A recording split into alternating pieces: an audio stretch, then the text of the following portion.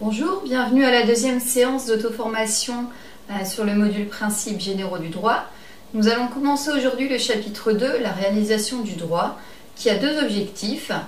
Premièrement, se repérer dans l'organisation judiciaire française, et notamment les différents tribunaux, qui est compétent pour quel litige, quelles sont les voies de recours, mais également à acquérir le vocabulaire nécessaire pour être capable de comprendre et analyser une décision de justice. Ce chapitre 2, sur la réalisation du droit, montrera que cette réalisation repose sur 6 principes, qu'elle nécessite une organisation judiciaire déterminée, donc les tribunaux compétents pour tel ou tel litige, que la réalisation du droit repose sur l'action en justice, en cas de conflit, je décide d'intenter une action en justice ou pas, et pour faire valoir mes droits, il va falloir que je sois capable d'apporter des preuves. Donc il y aura 4 séances consacrées à ce chapitre. Donc la séance d'aujourd'hui, on va voir les grands principes et le début de l'organisation judiciaire.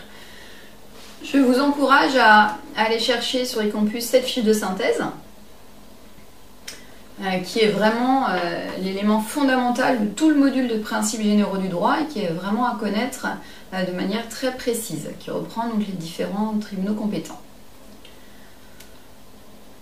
Un petit historique sur l'histoire du droit et de la réalisation du droit, pour voir comment on en est arrivé à la justice telle qu'elle est aujourd'hui. Donc il a fallu plusieurs siècles pour en passer ce qu'on appelait une justice arbitraire, qui était rendue par un chef qui avait tous les pouvoirs, à une justice de l'État, rendue aujourd'hui plutôt au nom des citoyens. Même si elle a ses limites et on en reparlera, mais il y a eu une évolution. Alors à l'origine, il y avait une certaine séparation, c'est dans l'Antiquité, c'est le roi qui édictait les règles et c'est les tribuns qui jugeaient. Et cette forme de séparation de pouvoir a évolué vers la fin de l'Empire romain, c'est l'empereur qui détenait le pouvoir législatif et le pouvoir judiciaire, c'était donc le juge suprême. Il en a été de même ensuite à partir du XVe siècle, avec la mise en place de la royauté. C'était le roi ou ses représentants qui jugeaient, le plus souvent au nom de Dieu, et qui faisaient appliquer également les peines. Donc là aussi une forme de juge suprême. Et donc la justice telle qu'on la connaît aujourd'hui, avec notamment le principe de séparation des pouvoirs, elle date de Napoléon. C'est Napoléon Ier qui est à l'origine de bon nombre d'institutions qu'on connaît aujourd'hui, les préfectures, le Conseil d'État, des choses comme ça. Et c'est également lui qui est, on l'a déjà dit, à l'origine du Code civil et du Code pénal, avec certains articles qui sont toujours en vigueur aujourd'hui et qui donc datent de Napoléon. Donc voilà. Et c'est vraiment les principes datent de cette époque-là. Donc ensuite, sous l'Ancien Régime, on avait le chancelier qui était le chef de l'administration judiciaire et qui détenait le sceau royal. Donc vous voyez, si j'arrive à voilà, ici, une image du sceau royal. Voilà. Qui donc revenait à un tampon qui se mettait, une presse sur un morceau de cire qui permettait de sceller les documents et de prouver que l'origine en était bien le roi à travers son chancelier. Donc cette presse, elle est toujours détenue. Donc aujourd'hui, l'actuel ministre de la Justice, donc Nicole Belloubet, détient toujours la presse qui permet le sceau royal dans son bureau. Et c'est pour ça, entre autres, que l'actuel ministre de la Justice s'appelle également le garde des Sceaux. Et donc, les principes napoléoniens, certains ont été conservés, d'autres ont évolué, et donc on va les voir dès à présent, les 6 grands principes de la justice française. Premier principe, donc on l'a évoqué, la séparation des pouvoirs législatifs et judiciaires. Ce ne sont pas les mêmes personnes qui édictent les lois et qui les font appliquer. Et l'inamovibilité des juges.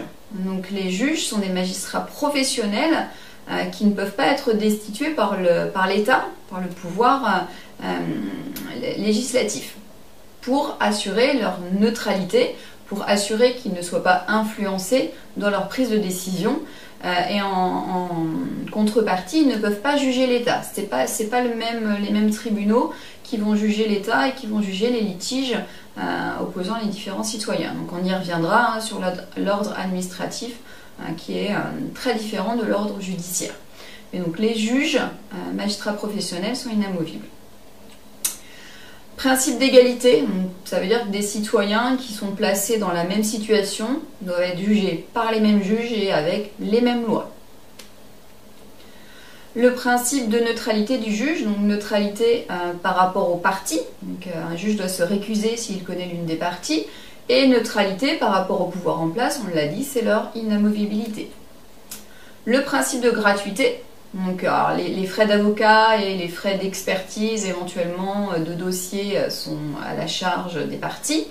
Par contre, les fonctionnaires, les juges sont des fonctionnaires qui sont payés par l'État, donc il n'y a pas, les citoyens n'ont pas à payer ça. Donc on considère que la justice est gratuite.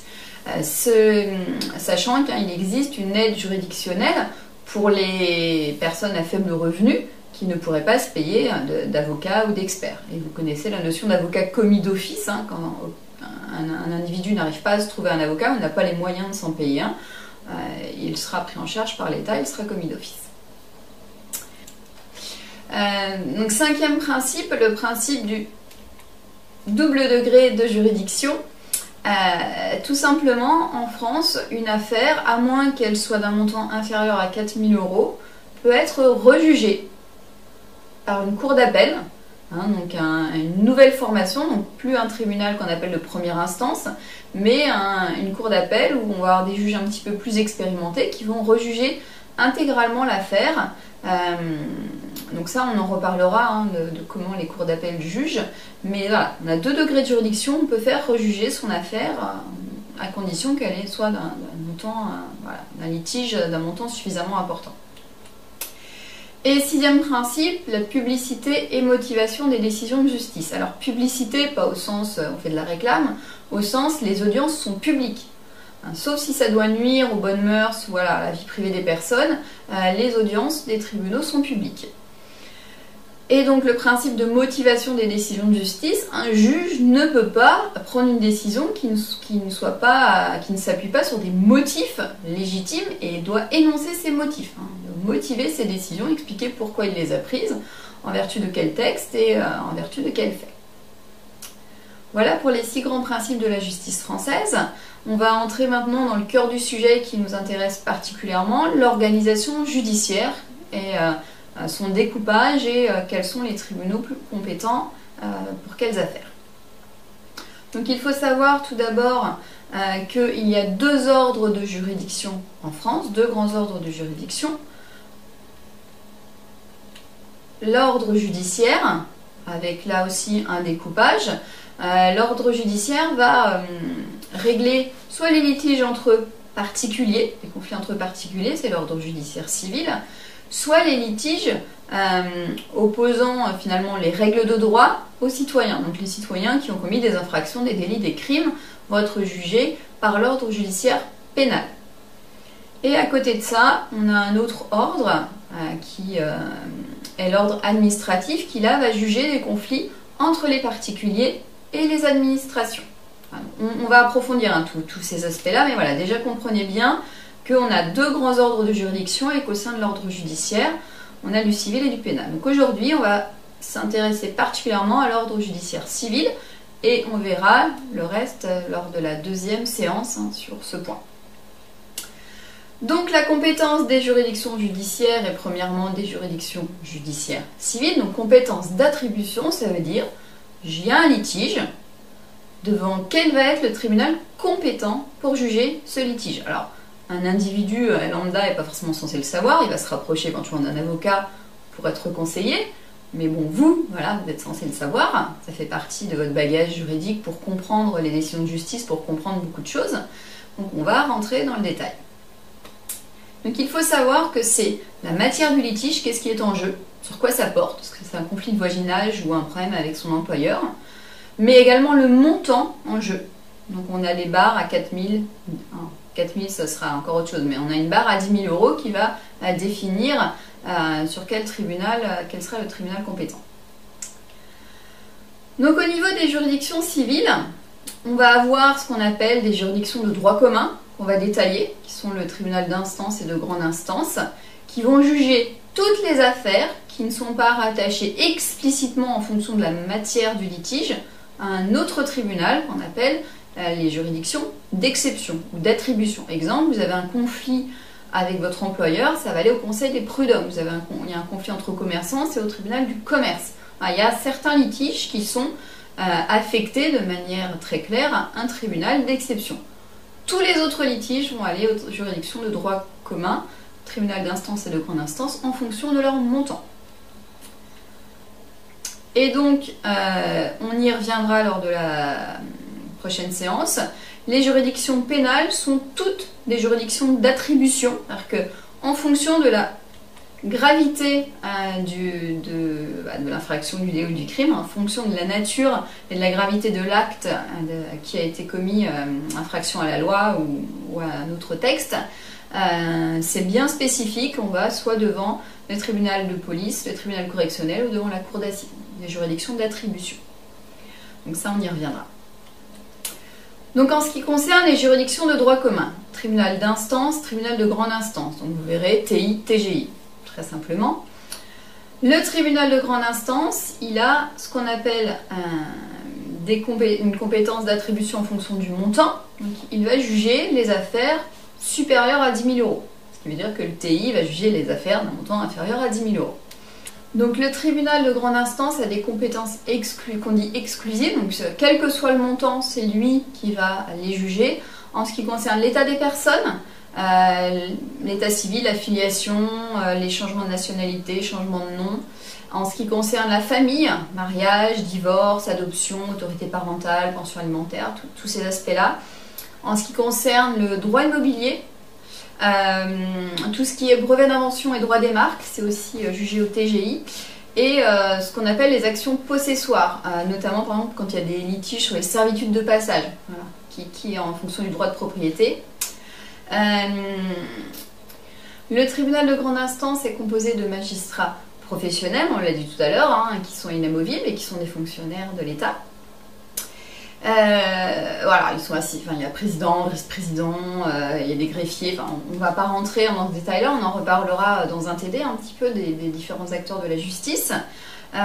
Et donc en général, ils jugent à plusieurs, sauf dans certains cas d'exception, ils vont juger à juge unique, pour notamment tout ce qui est juge aux affaires familiales, les conflits familiaux, le juge des enfants, quand il s'agit de la sécurité d'un enfant, pour la protection des mineurs, voire même éventuellement des jeunes majeurs. Il va, pour l'exécution des décisions de justice, il va juger à juge unique également. Voilà. Donc, il y a certains cas où il va juger à juge unique, la plupart du temps, c'est une formation à plusieurs. Et le cas des jugements en référé, donc c'est les jugements d'urgence, quand il y a besoin d'une décision soit rendue de manière très rapide.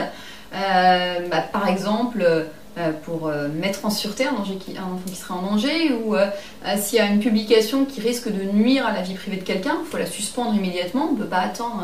Vous savez peut-être que la justice en France est assez longue, on ne peut pas attendre un an. Voilà. Donc on peut demander un jugement à référer en urgence à un juge, à condition que ce soit justifié.